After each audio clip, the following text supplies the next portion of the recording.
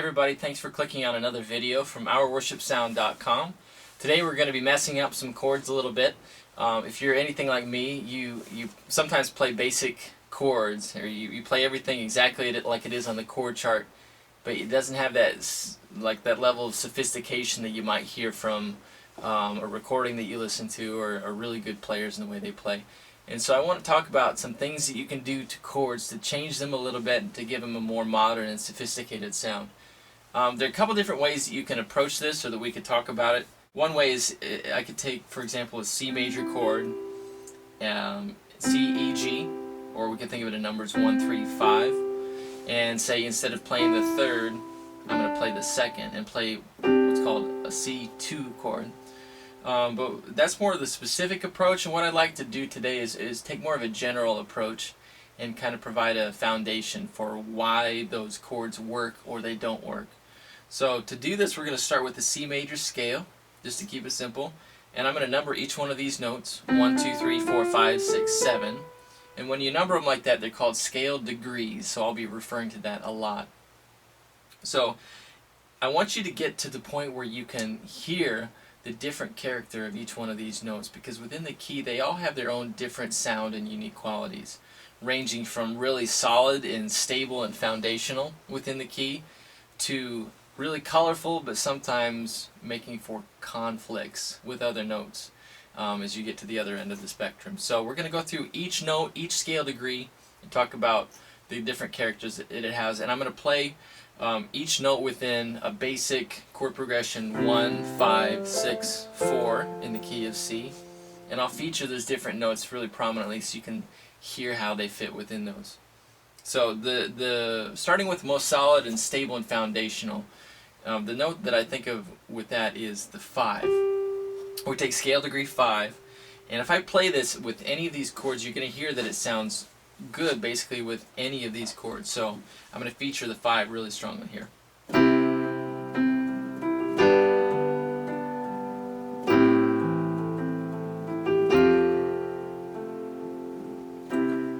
Okay, so you can hear that it's present in the 1 chord, it's present in the 5 chord.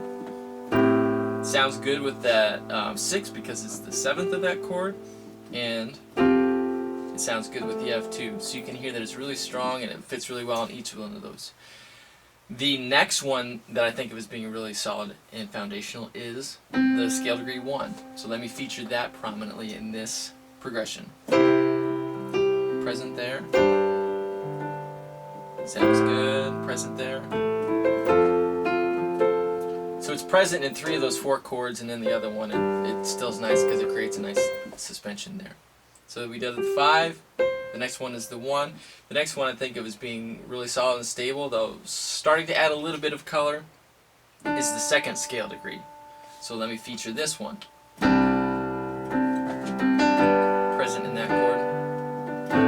Nice color. And very colorful there, kind of a jazzy quality to it. Okay.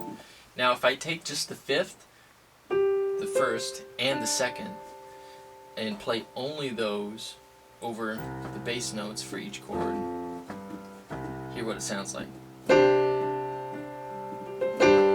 Inversion.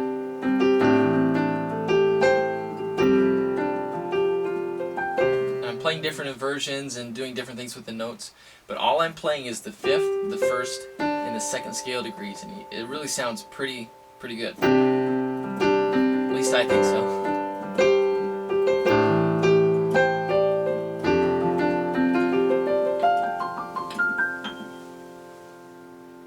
Alright, so those are the 3 most solid and foundational notes within each key. Now let's go on to starting to get definitely more into the color side of things. 3rd scale degree, let me feature that one.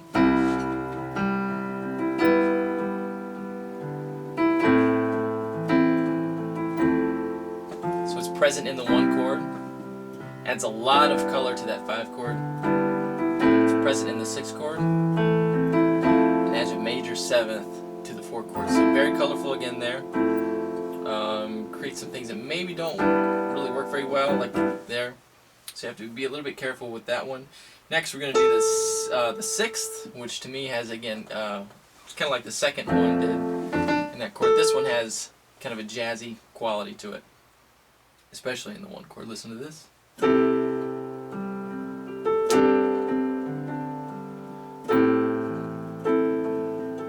So it's present in the last two chords, but colorful, very colorful.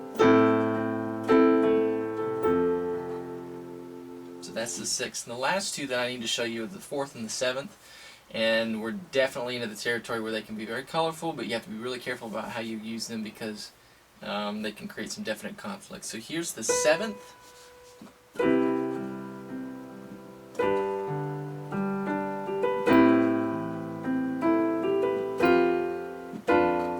Messed that one up. Here's that actual chord. Okay, so it's a major 7th here, very colorful.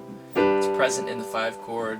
Nice color on the 6th, but then a definite conflict on the 4th. The last one I'll talk about is the 4th scale degree. Definite conflict there. Creates a dominant 7th chord there. Conflict again there. And then it's in the last chord. So, some definite conflicts.